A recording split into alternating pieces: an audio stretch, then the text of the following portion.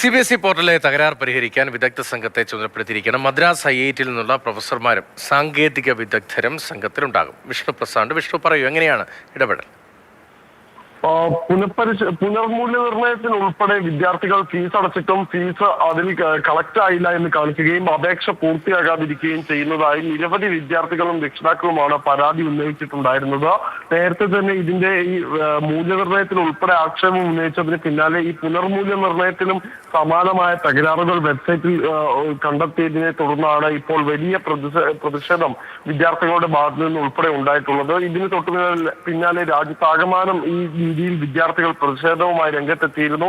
ധർമ്മേന്ദ്ര പ്രധാൻ എന്ന കേന്ദ്ര വിദ്യാഭ്യാസ മന്ത്രിയോട് വിഷയത്തിൽ ഇടപെടണമെന്നും അടിയന്തര ഇടപെടൽ വേണമെന്നും ആവശ്യപ്പെട്ടിരുന്നു. തുടർന്ന് അദ്ദേഹം CBSEക്ക് കത്തെഴുതുകയും ഇതിൽ വിശദമായ റിപ്പോർട്ട് നൽകണമെന്ന് ആവശ്യപ്പെടുകയും ചെയ്തു. തൊട്ടു പിന്നാലെയാണ് ഈ സാങ്കേതിക തകരാറുകൾ പരിഹരിക്കുന്നതിന് വേണ്ടി വിദഗ്ധ സമിതി രൂപീകരിക്കാൻ നിർദ്ദേശം നൽകിയിട്ടുള്ളത്. മദ്രാസ് IIT നിന്നുള്ള സംഘമായിരിക്കും ഈ പുനർമൂല്യനിർണ്ണയത്തിന്റെ സാങ്കേതിക തകരാറുകൾ, അതുമായി ബന്ധപ്പെട്ട വെബ്സൈറ്റിലെ സാങ്കേതിക തകരാറുകൾ പരിഹരിക്കുക. ഈ സംഘത്തിൽ മദ്രാസ് IIT പ്രൊഫസർമാർ, സാങ്കേതിക വിദഗ്ധർ എന്നിവരും ഉണ്ടാകും.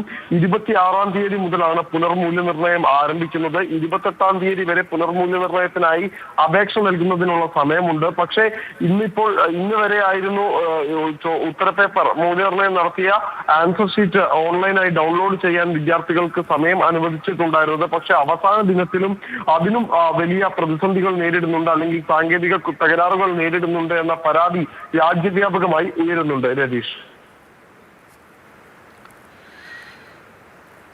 CBSE പോർട്ടലിലെ തകരാർ പരിഹരിക്കാനുള്ള ഇടപെടലാണ് ഇപ്പോൾ ഉണ്ടാകുന്നത്. വിഷ്ണു പ്രസാദാണ് വിവരങ്ങൾ നൽകിയത്.